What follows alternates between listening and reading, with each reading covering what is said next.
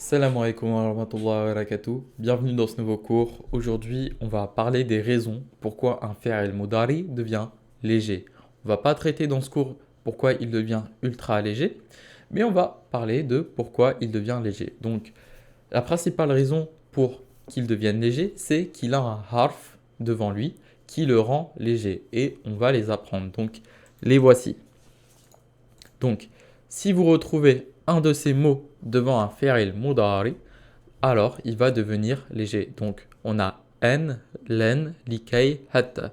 En, len, likay, hatta. En, len, likay, hatta. Donc, juste pour likay. Likay, on peut retrouver soit le li tout seul, soit le kay tout seul, soit likay ensemble. Donc, entre guillemets, il y a trois mots dans likay. Il y a li, il y a kay et il y a likay.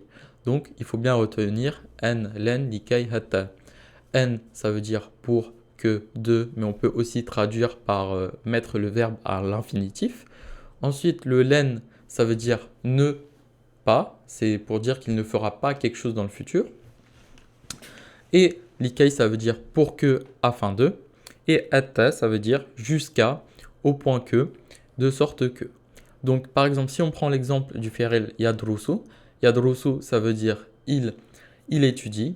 Si je dis an yadrusu, an yadrusa, ça veut dire étudier ou alors qu'il étudie. Si je dis len yadrusa, ça veut dire il n'étudiera pas.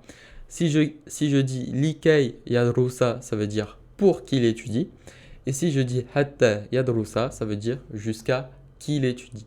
Donc voilà, il faut bien retenir ces harfs-là qui rendent le fi'l mudari léger. Donc ici, la terminaison, c'est A. C'est le tableau léger qu'on a appris au dernier cours. Donc mémorisez ça bien.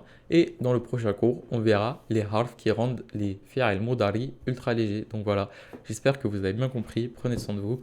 Salam alaikum wa rahmatullahi wa barakatuh.